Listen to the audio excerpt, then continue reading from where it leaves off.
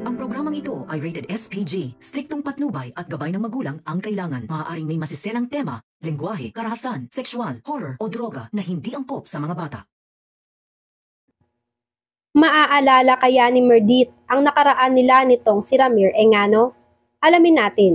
Welcome back sa aking channel, mga kaganapan sa Lilet Matias.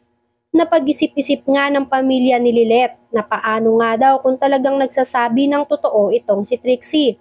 Dahil kung babalikan nga daw ang mga salitang binitawan ni Trixie sa korte, ay ramdam na ramdam nito ang emosyon at mukhang nagsasabi nga ito ng totoo. At nakaramdam nga din daw sila ng awa nang may lumabas pang iskandal ni Trixie sa internet dahil hindi na daw nila alam kung paano pa daw nasisikmura at nakakayanan ni Trixie lahat ng problema na nangyayari sa kanya.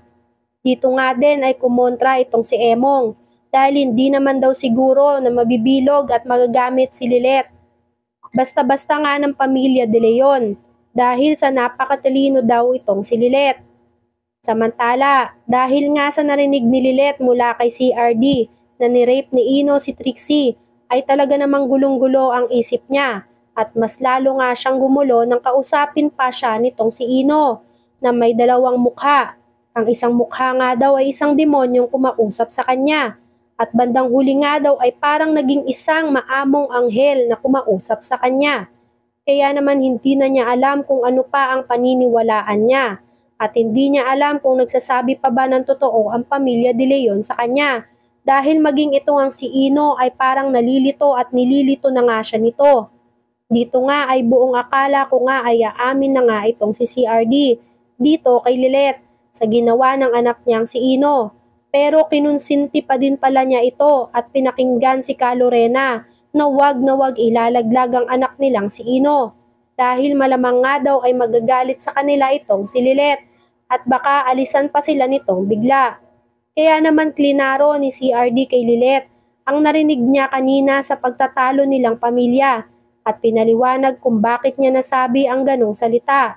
Hindi naman alam nitong si Lilet kung maniniwala pa ba siya sa mga sinasabi nitong si CRD dito nga sa kanya at nitong si Ka Lorena dahil halatang nagsisinungaling nga ang mga ito at may pinagtatakpan. Isa pa nga ay nalilihis nitong si CRD ang topic at inopen kay Lilet ang pagbili nila ng isang foundation at kukunin nga daw nila itong si Lilet on board at maging isang legal officer ng foundation. Nagulat nga si Lilet sa offer ng mag-asawa. Kaya naman bigla na nga lang niyang tinanggihan nga ni Lilet ang offer ng mag-asawa sa kanya. Dahil hindi daw siguro siya ang tamang tao para sa trabaho na yon.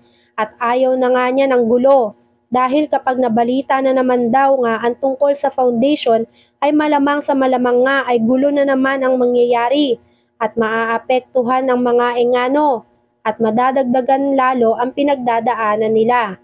Kaya pasensya na nga daw kung hindi napapayag si Lilet na maging instrumento para mas madagdagan pa daw ang pinagdadaanan ng pamilya Engano dahil wala na daw silang ngayon sa korte. Halata nga sa mga mukha ng mag-asawa na disappointed sila sa naging desisyon nitong si Lilet na tumanggi sa offer nila dahil hindi na nga nila ito magagamit pa para makapagiganti sa pamilya Engano. Samantala, tinanggi nga ng dalawang mag-inang bruha na si Lilet ang kumausap at nagbantay kay Ramir habang nag-aagaw buhay ito at sinabi nga ng dalawang mag-ina na si Trixie ang nag-iisang nagbantay dito kay Ramir at hindi siya iniwan nito hanggang sa maging ayos ang kalagayan nito. Pero sadyang walang sikreto ang hindi mabubunyag dahil nga nang i-check itong si Ramir ng doktor niya para malaman kung okay na ba siya ay nakausap na nitong si Ramir ang doktor ay tila lumabas na ang totoo kung sino talaga ang totoong kumausap dito kay Ramir. Dinescribe ng doktor kung ano ang itsura ng babaeng kumausap sa kanya at nagbantay sa kanya nang nag-aagaw buhay siya. Sinabi ng doktor na Trixie pala ang pangalan ng little person na kumausap kay Ramir.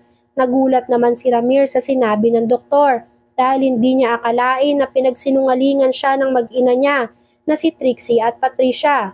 Ikwinento ng doktor ang sinabi ng nurse sa kanya na nagpumilit daw itong little person na pumasok sa kwarto at makalapit dito kay Ramir para lang makausap siya. At napakaswerte nga daw nitong si Ramir na kinausap siya ng little person at agad nag-response ang katawan niya. Natuwa naman si Ramir sa kwento ng doktor dahil hindi niya akalain na sa kabila ng pagkukulang niya dito kay Lilet ay nagawa pa din siyang kamustahin at puntahan nito habang nag-aagaw buhay siya. Kahit pinagtatabuyan siya ni Patricia at nitong si Trixie ay hindi pa din ito nagpatalo sa dalawang bruha.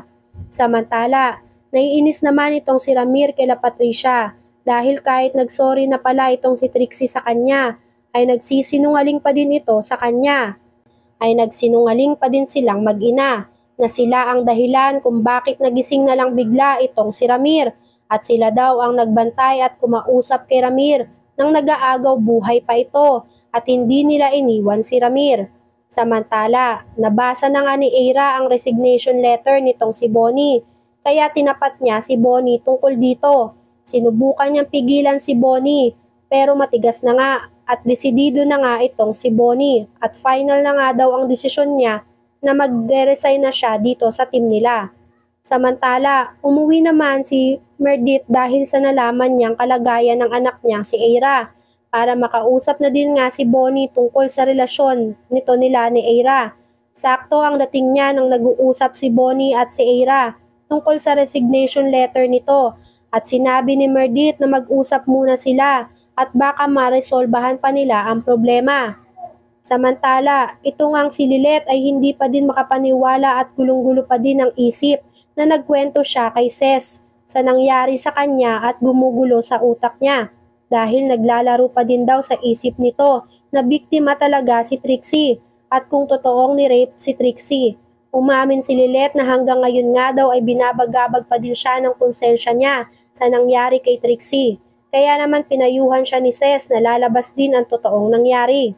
Samantala, nag-usap na si Bonnie at si Meredith.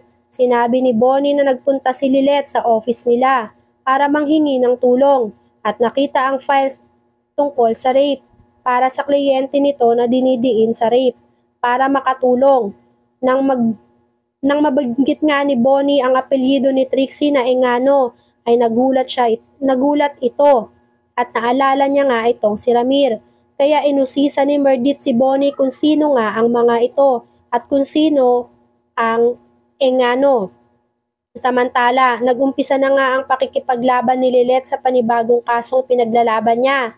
Dito nga kay Chato Mercado.